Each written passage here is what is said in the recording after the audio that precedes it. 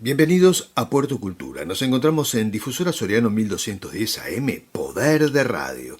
Y vamos a iniciar el programa de hoy para acompañarte, estés donde estés. Mi nombre es Daniel Corsi, junto a Sandra Rush, Carmen Gabriela Gómez, Melanie Fay, Tito Ramos, Diego Sabela, Elías Ortega y Fernando Ferreiro. Hemos armado un programa de esos de antología. Así que quédate por acá, que ya vamos a estar haciendo el desarrollo de todo Puerto Cultura. Recordá que también nos podés seguir a través de la página de Facebook, Puerto Cultura Uruguay, y también desde la plataforma de la radio, que es www.difusorasoriano.com. Bien amigos, ahora sí damos inicio con Expresión Viva, donde vamos a recibir a Sandra Rush, que nos acerca a la vida de Hugo Petraglia Aguirre, destacado poeta, conferencista, ensayista, así que una vida de esas maravillosas que hoy tenemos el gusto de escuchar con la investigación de Sandra Rush. Buenas noches, querida audiencia. Continuando con este ciclo de expresión viva, hoy recordaremos a Hugo Petraglia Aguirre, hijo destacado de la ciudad de Mercedes, que a través de su exquisita formación e inspiración artística cultural fue merecedor de reconocimientos en el país y en el extranjero. Lo conocí investigando sobre la presencia de Juana de Ibarburu en Mercedes, en aquel 28 de febrero de 1961. Él era su amigo, el hijo de Petronila Aguirre.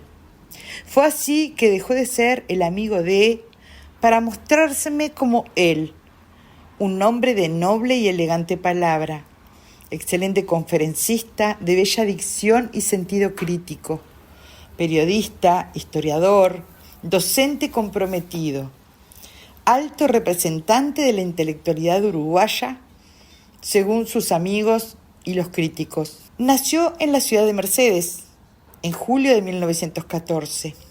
Sus padres eran la señora Petronila Aguirre Gaviria Arcaus y don Ángel María Petraglia Bruno.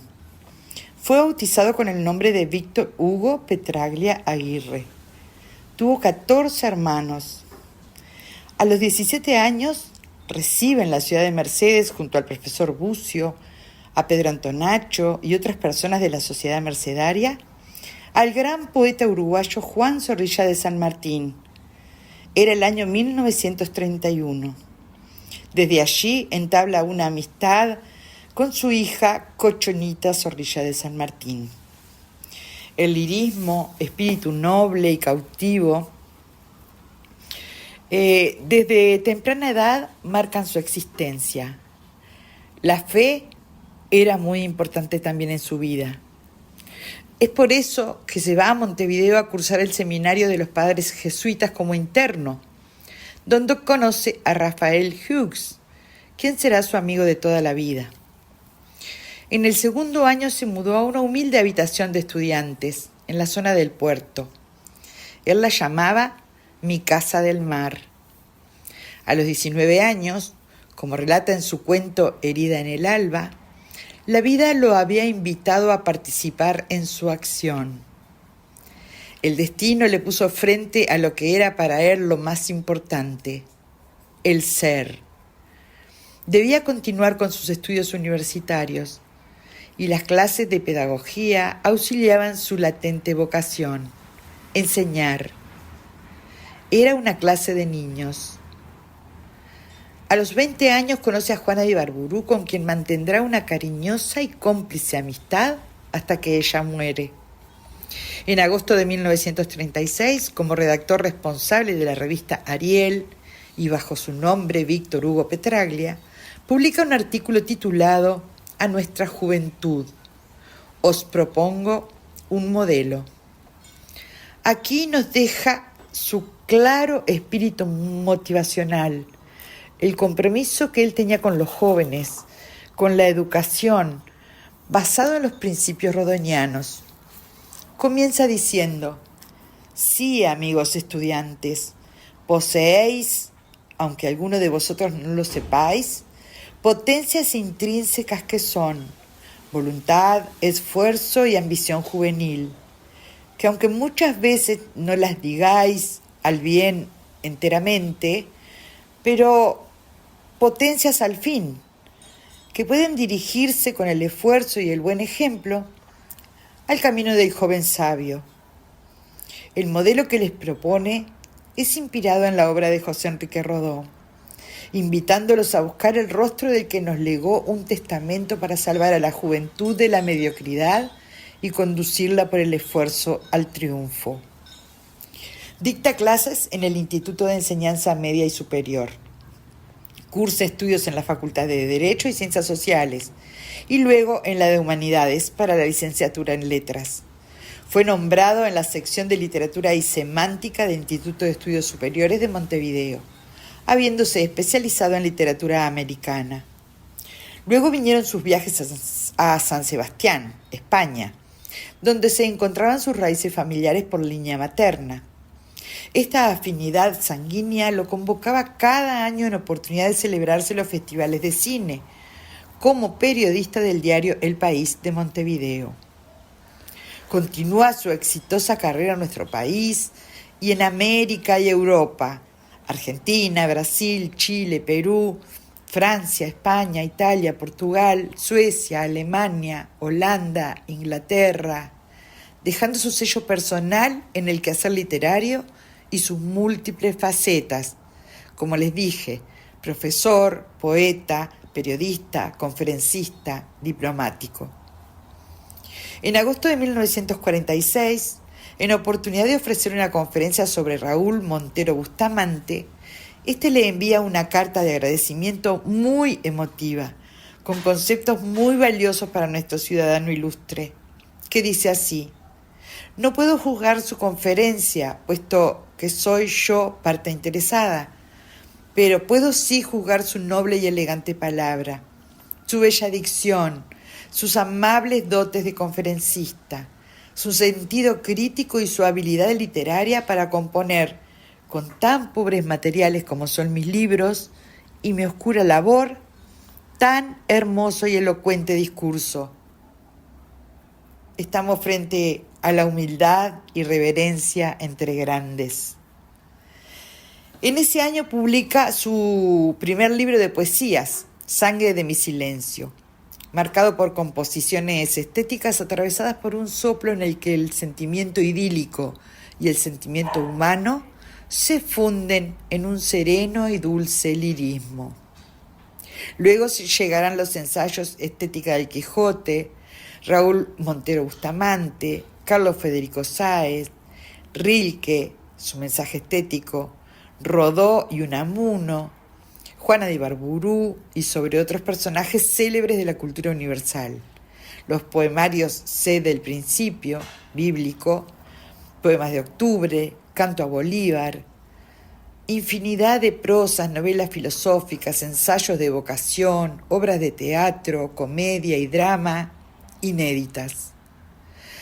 Muchas de ellas he tenido en mis manos gracias a la generosidad de su sobrina Aurorita Ritorni Petraglia, al Centro Histórico y Geográfico de Soriano y a su amigo el escultor y escritor también, muy buen escritor, Ramón Cuadra Cantera, que me han ayudado a conocer este ser especial, que como dice el profesor Washington Lockhart, significa para Mercedes uno de sus más distinguidos cultores. En la Unión Cultural Americana, Jockey Club de Montevideo, en los años 50 dicta distintas conferencias ilustradas en francés y en español, donde estaba garantizada la belleza y la emoción que creaba con su estilo personal. El 28 de febrero de 1961, en oportunidad de celebrarse el sesquicentenario del Grupo Grito de Asensio, ofreció su brazo a la gran amiga, la gran Juana de América, para entrar a la misa de gloria. Dice la crónica de la época: del brazo de Hugo Petraglia, ascendido a príncipe por la poetisa. El anfitrión de honor en esa oportunidad fue el electo presidente del Consejo de Gobierno, Eduardo Víctor Aedo, hijo destacado de la ciudad de Mercedes. En esa oportunidad fue la primera vez que un presidente argentino visitaba nuestra ciudad, y él fue Arturo Frondizi.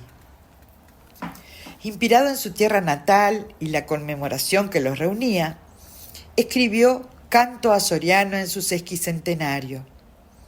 En ese año, en oportunidad de viajar a Buenos Aires para participar de las jornadas intelectuales, Julieta de la Fuente de Rivera y Reissig envía una carta a Eda Palacio de Anchorena, poniéndola en conocimiento de su presencia en la actividad académica, describiéndolo como un alto representante de la intelectualidad uruguaya, a quien tanto se debe la difusión y comprensión admirativa de la obra de Julio Herrera y Reissig por parte de estas jóvenes generaciones estudiosas de los pueblos del Plata.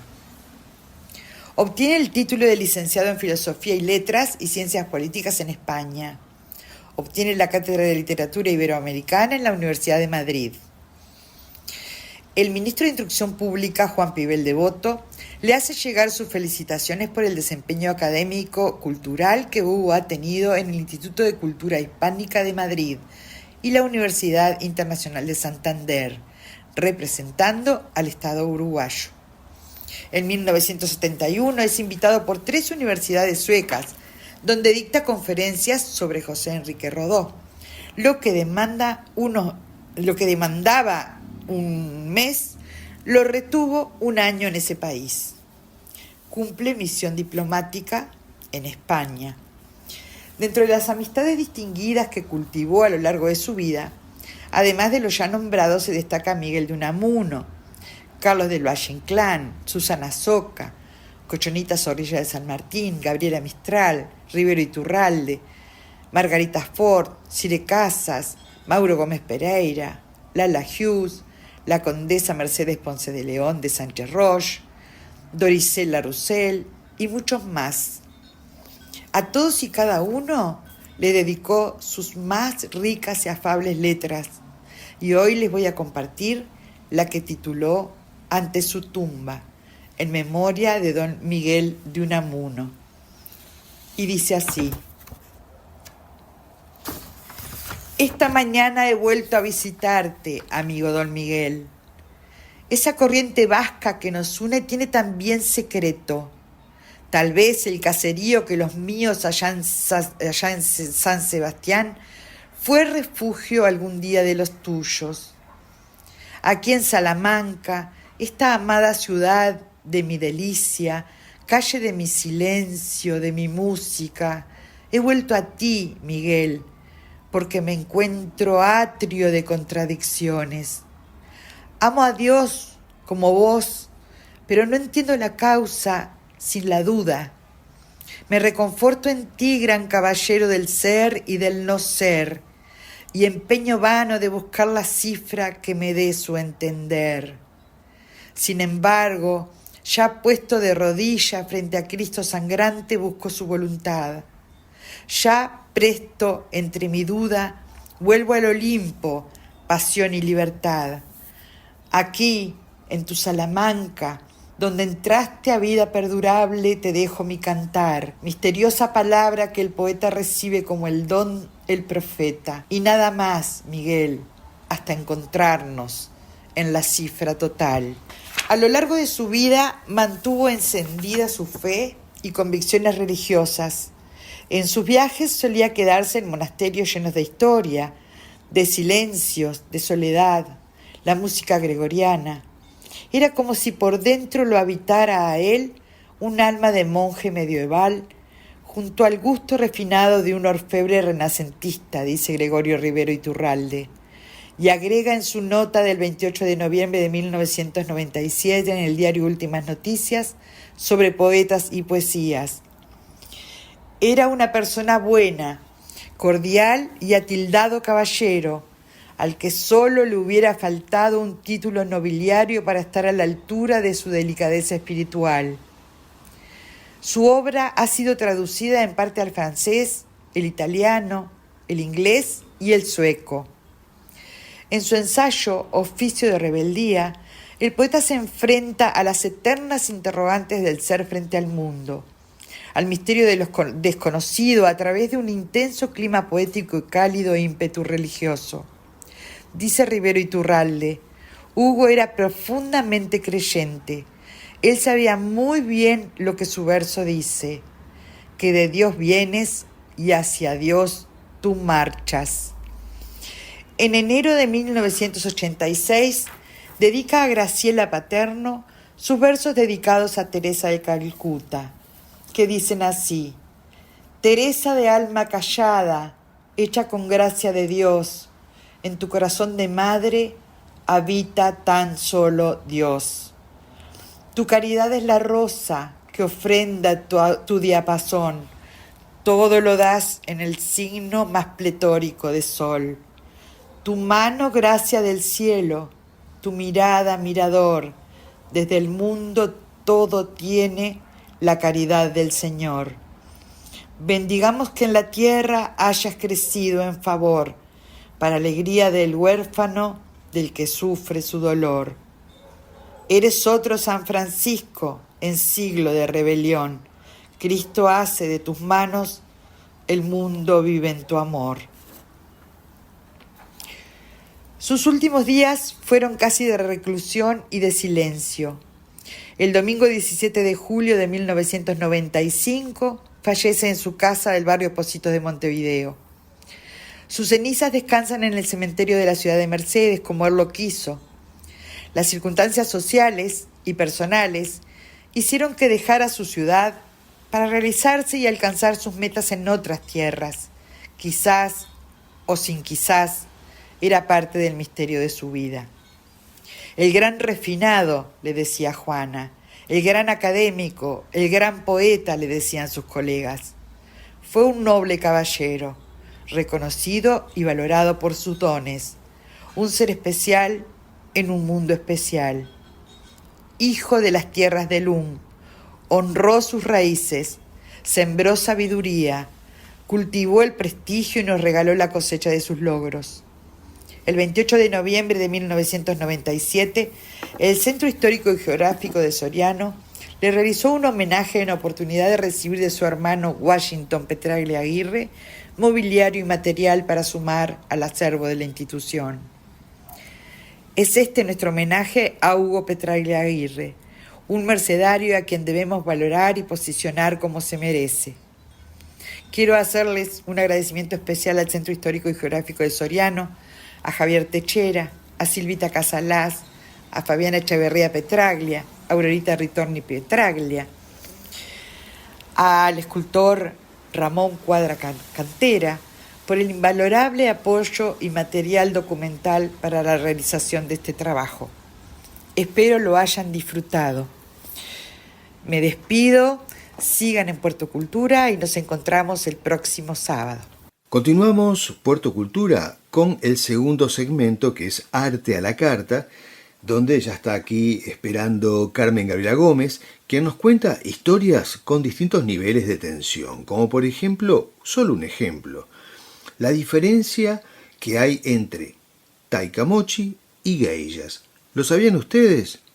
Ahora lo van a conocer en la investigación, en la voz, en la manera única de contar estas historias de Carmen Gabriela Gómez. Hola, hola, ¿cómo están? Daniel, Sandra, equipo y a ustedes, nuestros queridos oyentes que sábado a sábado se parapetan frente a la radio para poder escucharnos y, bueno, seguir adquiriendo conocimientos o compartiendo alguna linda anécdota o historia. Hoy les voy a traer algunos temas, entre ellos voy a hablar de las sectas y entre las sectas de un infortunio de 1978, cuyo responsable fue el líder Jim Jones. Jim Jones era un líder religioso que estaba muy mal de la cabeza, pienso yo, o quizás era estas personas que, bueno, que arengan a las masas en beneficio propio, que también sabemos que más de un político lo hace y que no está bien. Pero eso sucede claramente cuando la gente carece de afecto, de justicia social, de suministros mínimos, de supervivencia, cuando el Estado es omiso, y siempre aparecen estos líderes que abusan de esas situaciones. En épocas convulsionadas en Estados Unidos, como en los años 50 y 60, donde sobre todo los jóvenes estaban con un descreimiento de la política y muy enojados por todo lo que ocurrió en Vietnam, en la guerra, donde todavía resonaban los ecos de Martin Luther King y la disgregación racial.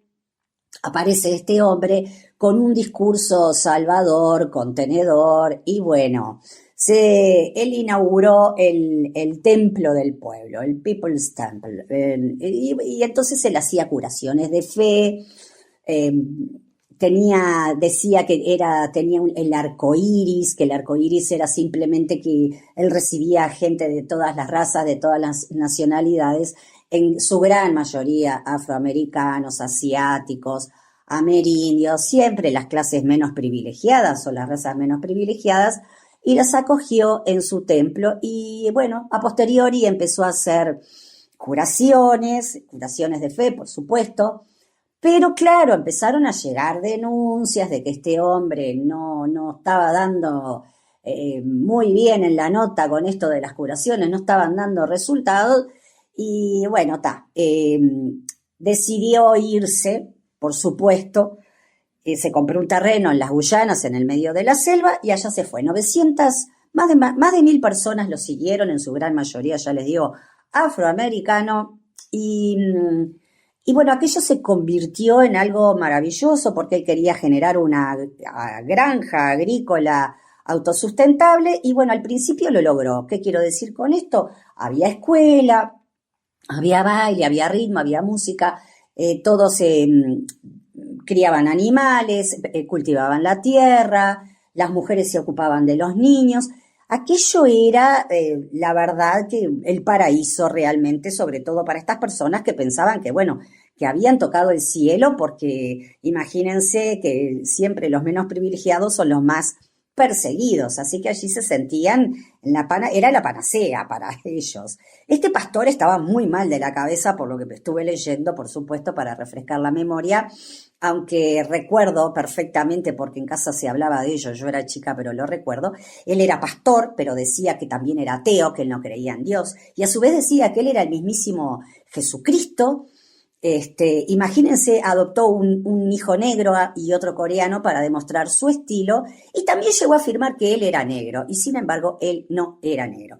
Él se inspiró en el socialismo, el comunismo y el cristianismo para atraer a una congregación multiradical. La cuestión es que en determinado momento, allá como por 1978, apareció un congresista de los Estados Unidos que viajó a la isla para investigar ciertas denuncias, y cuando intentó retirarse de allí con algunos que querían abandonar el culto algunos desertores, fueron atacados en una pista cercana por los líderes, ¿no? Empezó todo muy bien, después les quitó el pasaporte a esta gente, se terminó la escuela, se terminaron los alimentos, empezaron los malos tratos, las torturas, los daños psicológicos, los daños morales, físicos y de todo tipo y color. La cosa se oscureció, no se podían comunicar con el exterior, si querían tener un vínculo amoroso era solo con el permiso del líder, pero a su vez al líder prácticamente no lo veían. Así que cuando este congresista americano que fue a investigar las denuncias resuelve irse, el líder, nuestro líder de la secta, el señor Jim Jones, convenció a la comunidad de realizar, estoy buscando las palabras adecuadas, convenció a la comunidad de realizar un acto final, lo quiero decir así. Y bueno, los instó a consumir una sustancia tóxica, y más de 900 personas fallecieron, incluyendo niños. Fue la peor masacre, por llamarle, creo que de alguna manera, que él promulgó siendo líder. Bueno, después dice la crónica que él apareció con un balazo en la cabeza que aparentemente se lo había autoinfligido, no sé si fue así o lo mataron, pero vieron que los líderes siempre, también ocurrió en el cambio de siglo, que los cambios de siglo son los fines del mundo para muchos líderes, que por suerte esta vez no dio tanto resultado, fue muy aislados los casos que hubieron, pero ¿qué hacen eso, no? Invitan a la gente a terminar con su vida, pero ellos huyen con todo lo recaudado con todos los beneficios adquiridos de la gente que se entregó en cuerpo y alma y espíritu a estos líderes. Bien, vamos a cambiar de tema y vamos a hablar de modas, la moda en tiempos de egipcios y la moda en la época medieval. ¿Qué pasa? Hay un adorno usado de diferentes maneras en épocas de egipcios y en épocas de la Europa. Todos sabemos que las civilizaciones antiguas fueron más sabias que las contemporáneas y también sabemos que su concepto de la estética y la belleza incluía la higiene personal y el uso de aceites hidratantes, entre otras cosas, cosa que los europeos ya sabemos que carecían y es más, pensaban que bañarse, que usar el agua te dejaba desde estéril hasta te ibas a quedar viejo, vieja, te ibas a llenar de enfermedades, porque en realidad la costra oficiaba como de una cáscara que protegía y cuando en realidad era todo al revés. Pero los europeos y su vanidad, cuando empezaron a conquistar las viejas civilizaciones, les robaron, les quitaron y se apropiaron de su propio dogma y ahí en vez de seguir adaptando los viejos conceptos que eran muy bien, le hacían muy bien a todo el mundo, los echaron por tierra. Bueno, en el antiguo Egipto, en las celebraciones, los sirvientes repartían entre los presentes como un cono, ¿no? Un cono que se ponía sobre la cabeza. Ese cono estaba hecho de grasa animal o podía ser también de cera de abejas.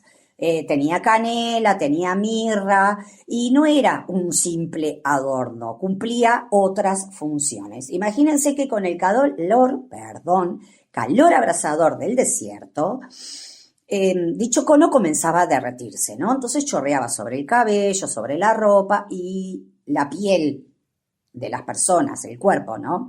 Y ustedes dirán, ¿qué cosa más asquerosa? ¿Qué tiene de bueno? Y bueno, oficiaba como perfumador de la transpiración, ¿no? Era como un antitranspirante, era hidratante porque el sol era abrasador y realmente cuando no estaban adentro de los templos se derretían y entonces oficiaba como lo que hoy conocemos como un protector solar. Y a su vez era repelente contra los insectos.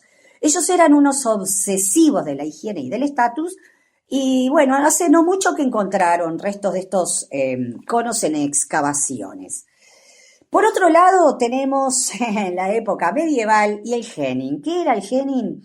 A ver si se dan cuenta, eran un sombrero que usaban la nobleza en tiempos del medioevo, en el siglo XV, que era como un cono de esos como de antes de que se nos poníamos en los cumpleaños, pero era muy largo y muy ostentoso, que otorgaba poder y prestigio a quienes lo portaban, por supuesto, ¿no? Fue popularizado entre las cortes de Borgoña y Francia y diferentes regiones de Europa. Estaba hecho de seda, de telas finas y estaba adornado con velos que caían sobre la espalda. Si quieren lo buscan y miran las fotos porque es bárbaro. Se llama Henin, H-E-N-N-I-N.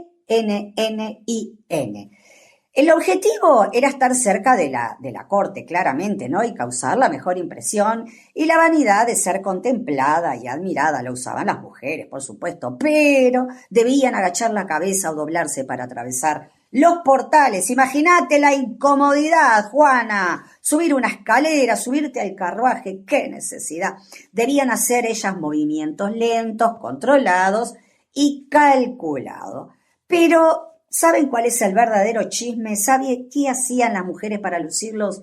Se arrancaban los cabellos, sí señora. El contorno delantero se sacaban todos los pelos porque, y hasta las cejas también, ¿no? Porque ellos decían de que una frente descubierta era uno de los mayores símbolos de belleza de la época. Este modo, bueno, claramente fue criticado por la Iglesia Católica por ser un símbolo de orgullo, de vanidad y de exceso, y estos conos era como lucir un Dior en la actualidad, imagínate, porque al verlo ya te ofrecía toda la información de quienes los tentaban, y bueno, como les decía, hoy te generaban estatus, poder y riqueza. Para terminar, les voy a dejar una breve reseña de lo que eran las geishas, y antes de las geishas existían los taikimochi. ¿Qué eran los taikimochi? Era lo mismo que las geishas, pero en modo masculino. Ambos eran profesionales del arte en Japón Los hombres surgieron en el siglo XIII y tanto las geishas como los taikimochi eran confidentes estrictos de los políticos y de la clase privilegiada, de los feudales de la época. Primero existieron los hombres, los taikimochi, que eran artistas que entretenían a los samuráis con historias, tambores, poesías, y también eran muy buenos asesores militares. Hasta que un día una mujer hizo lo mismo y lo hizo mejor, obvio, Pedrito, con más gracia, con más arte, y bueno, y ahí nacieron las geishas. ¿Cuál es el trabajo de la geisha? Se entrena durante años en danza, poesía, canto, ceremonia del té, del arte, y la más difícil de todas, la conversación sutil. Sí, señora, se les pagaba por generar una atmósfera para hacerlos sentir diferentes. Su entrenamiento podía durar hasta 6 años. Claramente al día de hoy no pueden usar celulares, no pueden salir solas, no podían tener parejas. El kimono pesaba de 10 a 15 kilos con una confección perfecta, digna de la sociedad japonesa.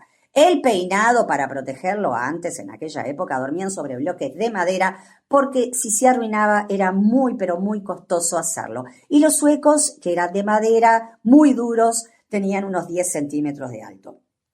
Hoy quedan menos de 200 geishas en Japón, la mayoría residen en Kioto y las más veteranas pueden cobrar hasta $500 por un servicio. No eran servidoras sexuales, de ninguna manera. En aquella época empezaban a los 7 años y hoy se sabe que tienen que terminar el secundario para poder convertirse, si alguna así lo desea. Bueno, y con toda esta información y un bizcocho, nos encontramos el próximo sábado a las 8 p.m. en Puerto Cultura, claro. Continuamos en Puerto Cultura, lo estás escuchando en Difusora Soriano 1210 AM. Y en el tercer bloque recibimos en biografías a Fernando Ferreiro, quien, a pedido del público, nos entrega la tercera parte sobre la vida de la escritora y editora Susana Soca. Adelante, Fernando, te estamos escuchando. Buenas noches, queridos amigos y estimadísimas amigas, en esta tercera editorial sobre Susana Soca del 8 de agosto del 2026. En el capítulo dedicado a Susana Soca por Elena Corbellini, dentro del libro coordinado por Cielo Pereira llamado Mujeres Uruguayas, el lado femenino de nuestra historia, se describen y explicitan dos grupos de she poets o poetas. Por un lado, las solitarias, raras, amigables, femeninas, discretas, pudorosas, y acto seguido, sin intermediación, en el mismo párrafo, ese segundo grupo de las escandalosas, escurridizas, locas, contestatarias. Susana Soca pertenece naturalmente al primer grupo y supone un mundo velado con huellas e improntas que parpadean, como si hubieran obstáculos premeditados que de alguna manera quieren o nos invitan a un contorno oscilante entre lo invisible y lo borroso. La mayoría de las historias de la literatura hispanoamericana, desde la de Enrique Anderson Imbert hasta las más recientes de Miguel Oviedo, obvian su labor cultural. La misma pasa desoída, radiada. Es que su personalidad, la de Susana Soca, podría definirse bajo la caracterización que muy bien hace el ensayista argentino y novelista Eduardo Malea cuando habla del ánima de donación. Vale decir, Susana Soca fue en cuerpo y alma, en su vida personal y también en su vida literaria, una entrega permanente a estimular y beneficiar la creatividad literaria de los demás en paralelo a una constante postergación de sí misma. Susana Soca tiende en su prosa y también en su poesía al recuerdo afectivo, a los puentes entre su yo y la realidad, puentes permanentes que enlazan dos mundos, el propio y el circundante. Allí se produce una comprensión fluida, abierta, de impregnación, con apariencias líricas y entrañables, en relación a otros poetas y también en relación a su propia experiencia personal. Recordando la cita de Onetti en su libro Junta Cadáveres nuevamente, que ya la habíamos citado en la segunda editorial, en la cual refiere al dedicarle el libro para Susana Soca por ser la más desnuda forma de la piedad que he conocido. Esa piedad es la pietas virgiliana, es decir, la piedad religiosa, honda, espiritual, vinculada a la abnegación del ser humano frente a los dioses, a sus hermanos o congéneres y a la patria. Otro aspecto que caracteriza su persona y que va enlazado con el anterior es que su obra es la síntesis concorde a partir de la pluralidad que impacta en la participación múltiple, en donde se reúne la convivencia de diferentes generaciones, corrientes y orientaciones, esa convivencia escrita, en donde hay, por un lado, en ella misma también, y este es un segundo plano de esa convivencia, o una segunda faceta, una expresión sobria y contenida, casi depurada, quinta esenciada, armónicamente, y que impide cualquier asimetría o desborde, pero que al mismo tiempo ella es heredera de la base surrealista, que exuda su lírica y pervive a lo largo de su obra en una constante liberación y freno consciente, diástole y sístole, expansión y replegamiento. Por eso, basándonos en también el prólogo, la digresión ensayística que hace en la antología del ensayo uruguayo contemporáneo Real de Azúa, la cataloga como de una poeta pontifical, en el doble sentido de pontifical. Pontifical es una palabra que deriva de pons pontis, puente, en sentido etimológico como tendedora de puentes y por extensión en sentido semántico amplio, los lazos tendidos entre las culturas europeas e hispanoamericanas, pero también entre las cercanías y tangencialidades que se superponen en las literaturas de diversas lenguas.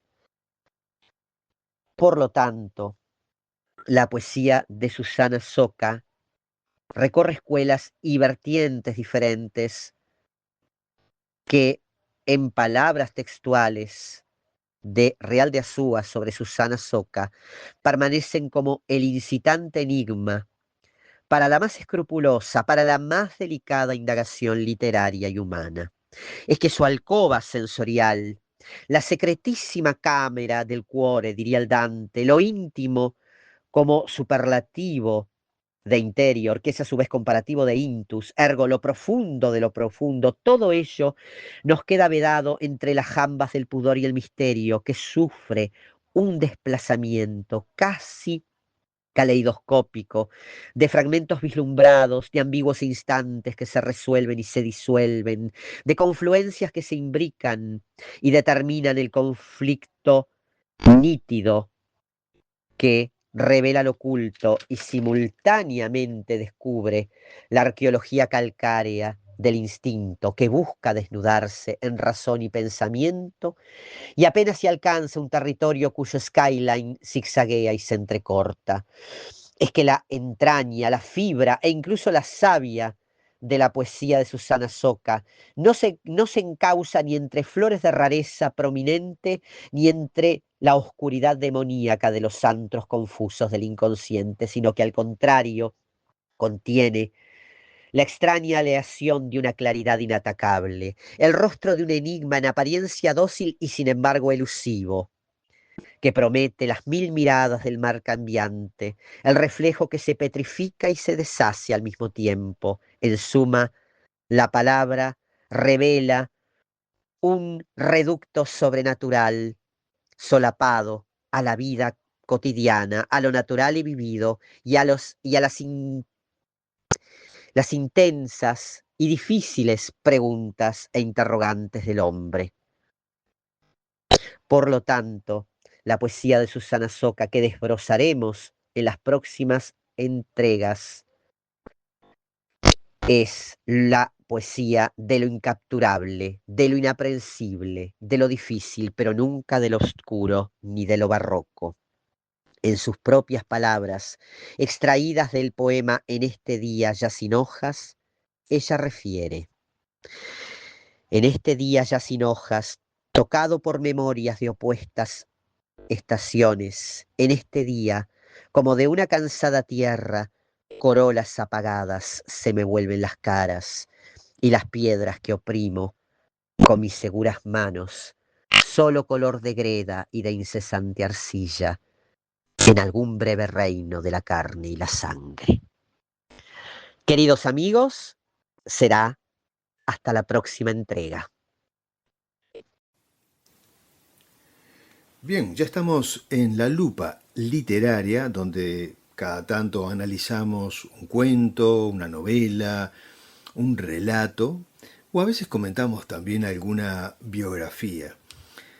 En esta ocasión, como lo habíamos anunciado, vamos a hablar sobre un cuento de Horacio Quiroga llamado La lengua.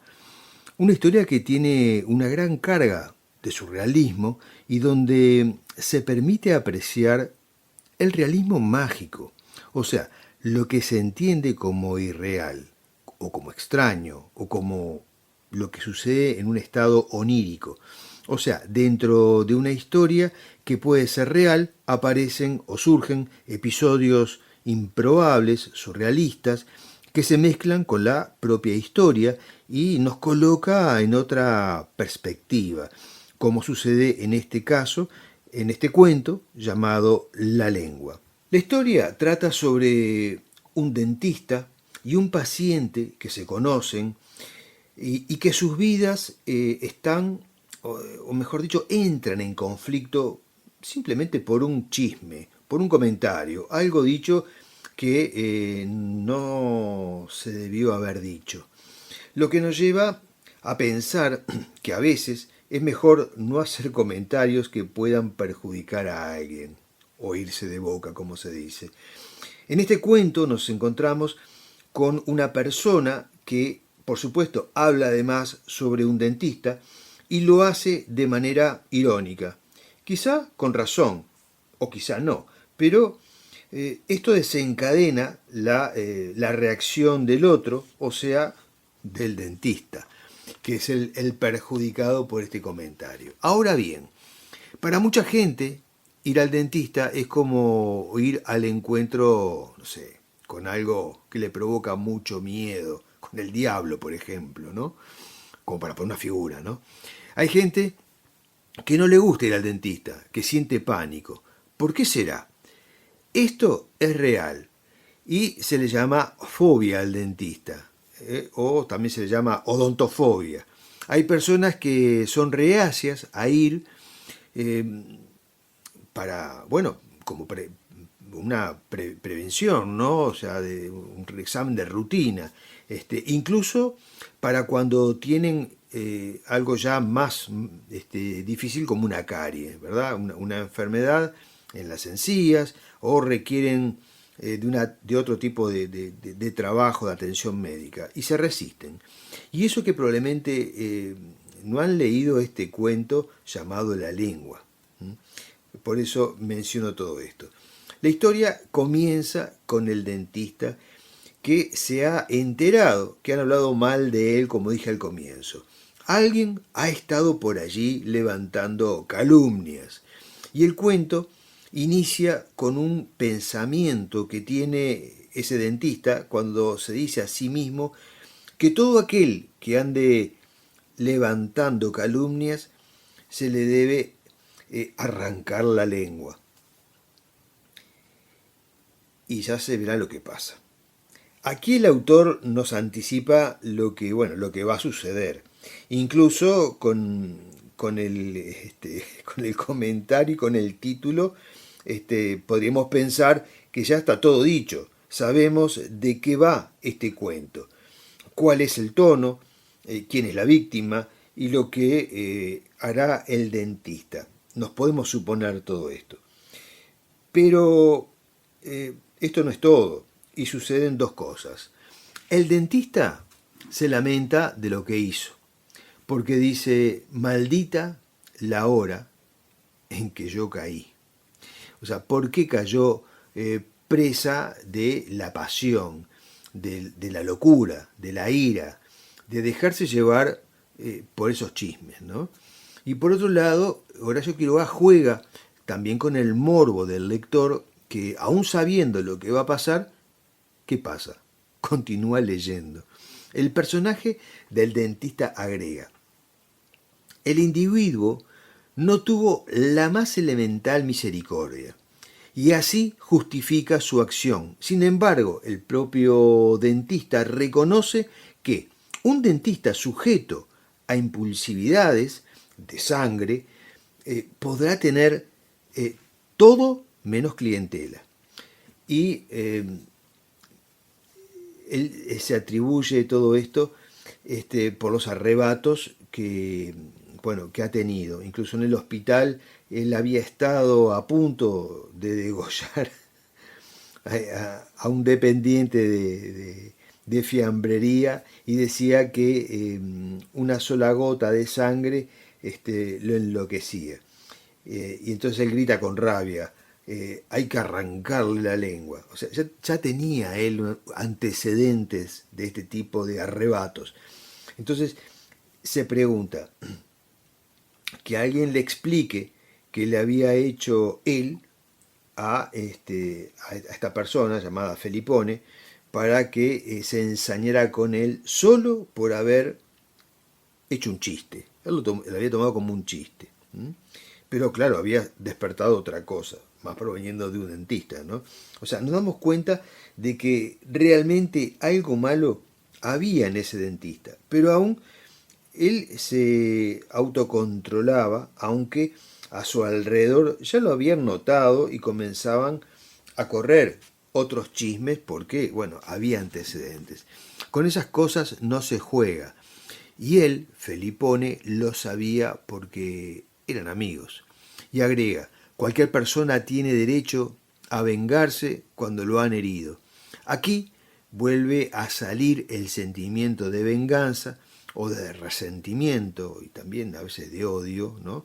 Hay que leer el cuento para darse cuenta bien de todo esto que estoy contando, que estoy haciendo una síntesis, ¿no? Y piensa que si estos dichos eran chismes, iban a continuar y obviamente lo iban a perjudicar. Él lo veía desde ese lado, ¿no? Lo iban a perjudicar en su carrera, haciéndole, bueno, perder la clientela.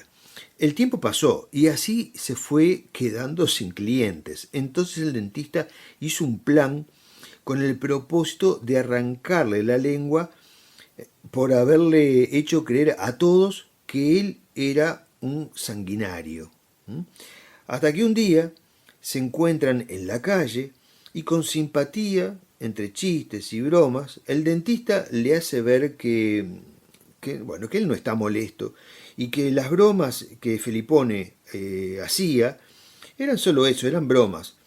Bueno, y hasta él se termina riendo. Entonces lo convence de ir a su consultorio. Y bueno, ya que eran amigos, podían tener esas libertades y charlar y tomarse a broma todo eso, ¿no? Incluso Felipone lo termina felicitando por un trabajo que había hecho, una reparación dental de otra persona que conocía. Entonces, bueno, como que ahí entran en otra sintonía. El dentista tuvo paciencia, sí, y lo esperó. Lo esperó y bueno, lo invitó a que se tratara, ¿no? El dentista atendió a su amigo con total delicadeza y profesionalismo. Felipone estaba encantado y entregado al cuidado de su amigo, el dentista. Y convinieron en que, bueno, volvería otro día para seguir ese trabajo en la muela. Cuando llegó Felipone, se sentó en su sillón, en el sillón del dentista, y continuó la relación muy amable entre ambos. Y bueno, y en determinado momento, el dentista introdujo el bisturí y le cortó la lengua de raíz. Y gritó, chismes y chismes por esta lengua. Felipone sintió inundarse la boca de sangre y se desmayó, obviamente. El dentista, con la lengua en la mano izquierda, miró a Felipone tendido en el piso con la boca abierta. ¿Y qué pasó? ¿Qué se imaginan que pasó? Dentro de su boca sangrienta vio asomarse una lengua roja que crecía rápidamente. Y el dentista, con una pinza que tenía allí, la arrancó de un tirón y enseguida nacieron 2 lenguas más.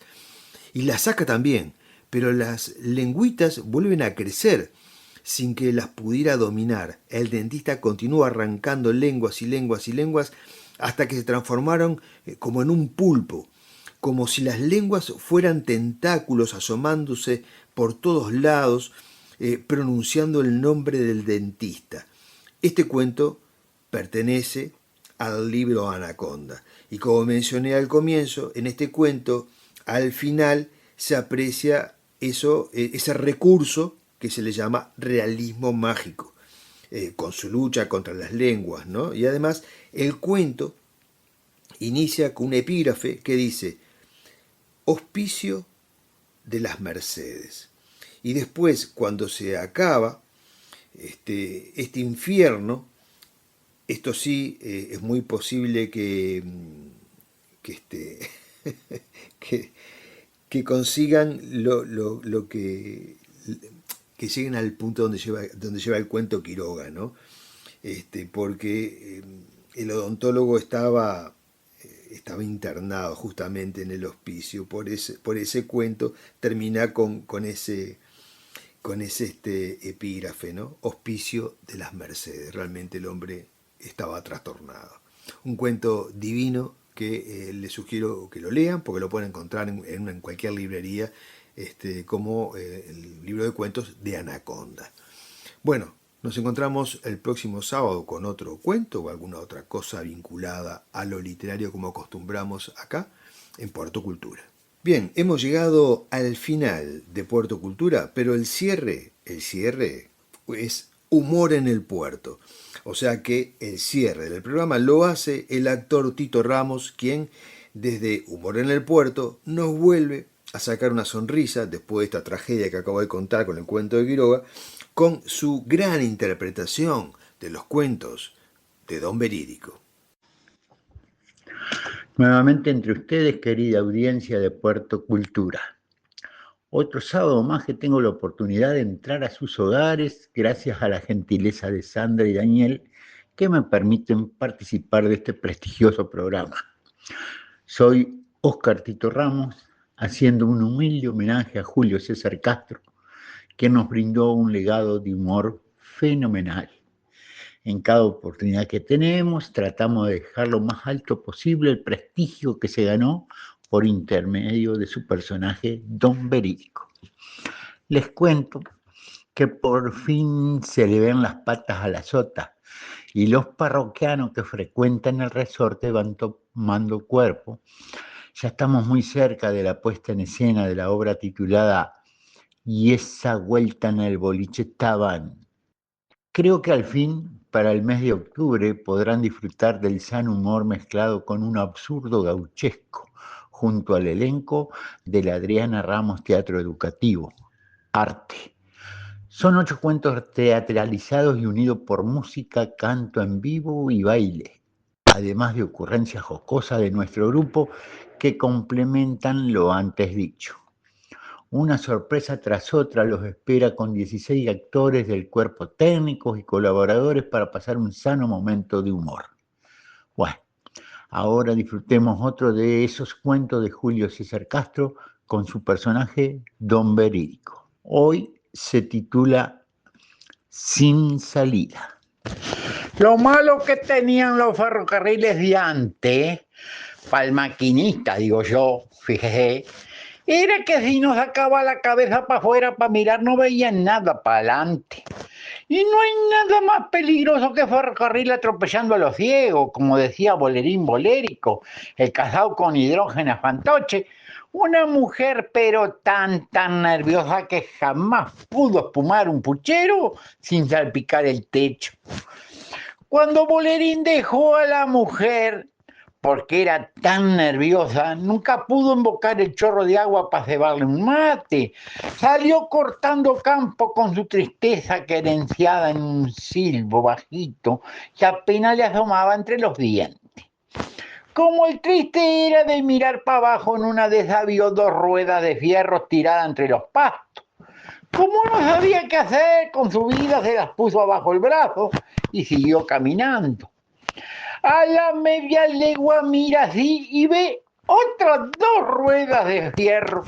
Como no sabía qué hacer con las 2 ruedas que llevaba, levantó las otras 2 y siguió tranco y tranco. Como las ruedas le pesaban mucho y son de lo más incómodas para llevar abajo los brazos, pensó hacerse un rancho con rueda, cosa que hoy o mañana mudarse sin pagar flete, ¿vio? Y le quedó una casa tan hermosa que cuando llegó con ella al boliche El Resorte, todos se la ponderaron y le entraron a festejar con vino de dama Juana y dulce de leche con salame para picar, ¿vio? Para la madrugada se le descolgó una tormenta que era puro trueno y relámpago para todos lados, y el agua que se venía. Ahí fue cuando el Tapio Olmedo, mamá, por unanimidad lo aconsejó al hombre y fue y le dijo, vaso vino en la mano, pucho apagado en esta oreja, pastito tierno entre los dientes. Fue y le dijo, el Tape le dijo, usted perdone que uno se meta en su cada cual, vecino, pero para mí, si empieza a llover, ese rancho con ruedas de fierro se le va a quedar clavado en el bar. El que más o el que menos, todos opinaron hasta que el Pardo Santiago dijo que lo mejor para que no se enterrara era ponerle el rancho arriba de la vía del ferrocarril, porque la vía está pensada para que no se entierre nada, ¿vio? Bolerín colérico dijo que bueno, que cómo no. Entre todos llevaron el rancho y lo cazaron arriba de las vías con Bolerín adentro. Para que el hombre no pasara la noche tan solito, el Barcino se quedó para acompañarlo hasta que amaneciera.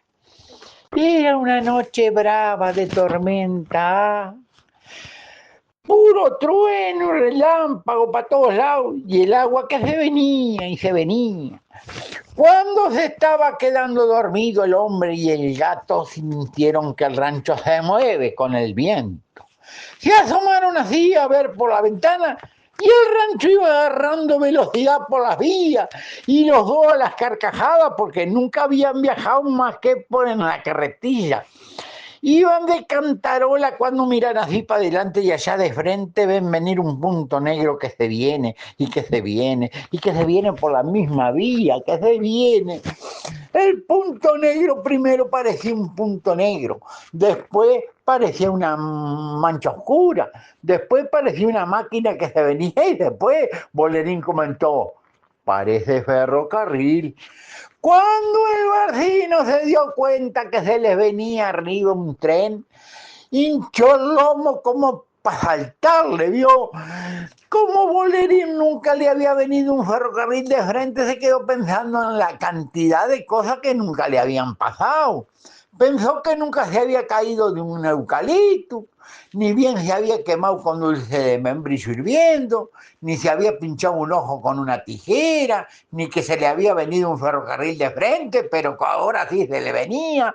De repente el Barcino se tiró por la ventana del rancho y salió a la disparada por esos campos de Dios y otros pocos. En el boliche El Resorte estaban terminando una majuana de vino cuando vieron de entrar al Barcino a toda velocidad. Se trepó al mostrador, se paró de mano, se colgó de un salame del techo, se volcó el vino del Tape, comió 2 higos de rosadito verdoso, le sopló el tabaco al Pardo Santiago, le reinó la chancleta a la dubija, amagó de salir y se los quedó mirando desde la puerta con el lomo hinchado y la cola señalando para afuera. Ahí fue cuando el Tape opinó, bajo vino volcado en la mano, pucho entre los dedos, fue y le dijo, si ese gato se volvió loco de golpe, no está llamando para alguna cosa, y habría que ir a ver, digo yo, ¿no? Que vamos, que no vamos, al final salieron todos en un carro con damajuana y vino por cualquier cosa. El barcino de a pie iba adelante para marcarles el camino como una luz entre los pastos. Y siguiendo al gato treparon los cerros, cruzaron los arroyos, subieron las lomas, bajaron las lomas y se salpicaron en los bañados, se metieron en los montones, salieron de los montes, se salieron de de los pedregales y allá van del resorte en un carro y más allá va Bolerín con su rancho por la vía y allá viene el ferrocarril a una velocidad infinita, derechito a reventarle el rancho y allá viene el carro con el tape parado en el pescante, meta chicote y vino y allí viene el tren y allá va el rancho y se van a encontrar los tres en el mismo sitio y a toda velocidad, pero el Tape Olmedo tiene la mano experta y el ojo avisor y ya se está apareando al rancho para rescatar a Bolerín por la ventana cuando el caballo se vuelve loco. Tuerce para el costado así, ¿vio? Y se planta con el carro atravesado en el medio de la vía. El carro parado entre los rieles, de un lado se viene el ferrocarril a toda velocidad y del otro el rancho, y a toda velocidad y el barcino de lomo hinchado, y el Tape Olmedo a los gritos con el matungo que no se mueve y el tren que se viene y el rancho que se viene y cuando ya los tenía casi arriba el Tape dio la orden salvadora, parado en el pescante levantó los brazos y gritó: ¡alto ahí! Vamos a parar este cuento porque no hay salida y nos van a reventar. Después en el boliche El Resorte el Tape comentaba que una vez por culpa de un cuento casi los mata un ferrocarril.